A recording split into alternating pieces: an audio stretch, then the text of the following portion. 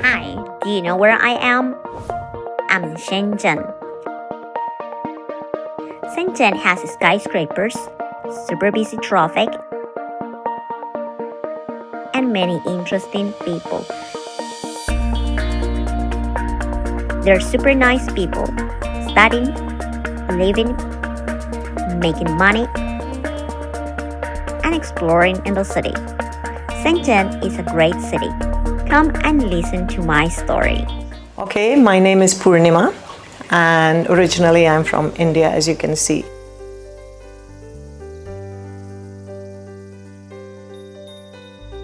I was born in Delhi, then I moved to Dehradun, and Dehradun is a beautiful part. I finished my education there, then I moved to Scotland, and I lived there many years, met my husband, married him, came here, had a baby.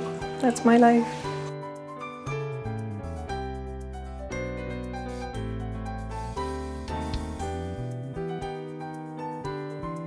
You know, like everybody has got struggles. You struggle for jobs, you struggle for money, you struggle for many things. But since I've been with my husband, everything is like magic.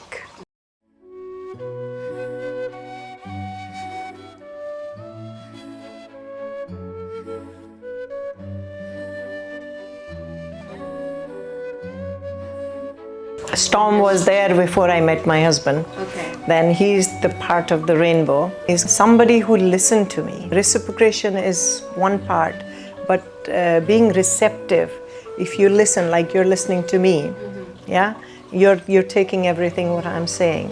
That means a lot. Sometimes if you're not listening, then there is a big gap. So my husband and I have got, we joke around, of course we have normal arguments and fights and blah, blah, blah, blah, blah. But at the end of the day, I still would say he's my soulmate. We don't demand anything from each other. Very easygoing guy. I don't eat meat, I'm vegetarian. My husband does. And I do cook for non-vegetarian food for him. But he's never said, you try, you eat meat, never. So, which is very good. So I am me, and he's the one who's supporting me in everything. Imagine your husband doesn't support you writing the book, because obviously this is my story. I moved to China, Shenzhen, in 2011. And and it was very lonely, cultural difference, language barrier. So my husband, being my master, he said, what do you want to do? I said, I want to make friends. I want to be friends with other people, local people, so I can understand everybody. I want to be part of this culture. So he says, start teaching English, because I'd done TESOL course in Edinburgh. So one of his friends put a notice everywhere in the whole garden, learn English for free. Yeah, so loads of people came, and I made friends through them. One friend, she was in just across here, and she was her husband worked as a chemistry teacher in Shili Primary, so they invited me there as a guest teacher. I did that for a few months, then my son came, so the rest is my son. 我的名字是 Purnima Gangam， 我10岁。He's my life. I keep on saying to my husband, I can leave you, but I can't leave my son. So the idea came 2011, 2012, when Pratik was born. And I thought, I want to give something to my son and my husband that they'll remember. Money and jewelry and things will just disappear. It's good. It's good to have today, but I'll not be taking it with me when I'm gone. So something which my son will cherish. Like I have a bed cover which my grandmother made. I have a sari which my mother gave it to me, right? So now I want to keep those things for my son. Maybe his wife will wear it. I will show this. This is your great grandmom made this for me. So something which he will cherish. So what could I give him? What could I give him? Kept on coming. And I thought, I'll write a letter, what my story was, what my life was, so he can understand me and my husband, why we became together, what was the reason. So that's why, it started as a letter for Pratik. Then I thought, the letter, I want to give him the letter when he's 18, when he can understand everything. Then I asked my niece, and because she had a lot of time, she's a student, but she's gone to Nottingham now. So she started writing.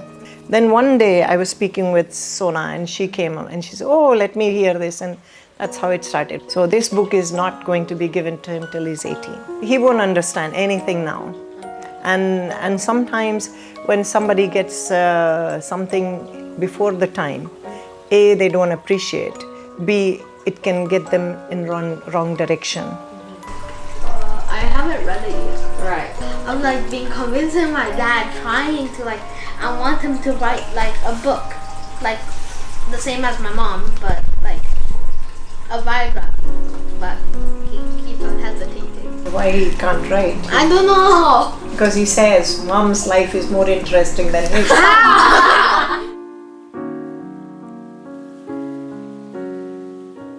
I think, I don't know if you've heard the song, my home is where I lay my hat, so this is my home now. Okay. I feel very related to the culture, very related to people. I am part of Shenzhen now. My husband says to me, he says, you can survive anywhere. So if I can survive anywhere, everybody can. It's just the zeal is there, yeah? If you have the zeal, you can do anything. I never give up. When I was working in Scottish Widows, I used to, if somebody was down, I'm coming, I'll give you a hug. So I have touched many people's hearts because this is my journey for my son. So he should know me and my husband, of course. And he should understand what life is all about. It's just not like fairy tale. People have to struggle. People have to struggle for food, money, stability, a place. What I do with my cooking is not for money. It's to make a place. I said when he is 18, I'm going to give him the book, and I'm going to have his, the first dance with him. And then he says, no, don't do that, mommy. And I'll say, darling, this is for you, my life story, which I cherish, and I hope you cherish and show it to your kids, and what your mom went through. We'll sit and read together, yeah? And then there are emotions in there, there are feelings in there. So possibly both of us will cry. When the end will be there, he'll say, thank you, Mom.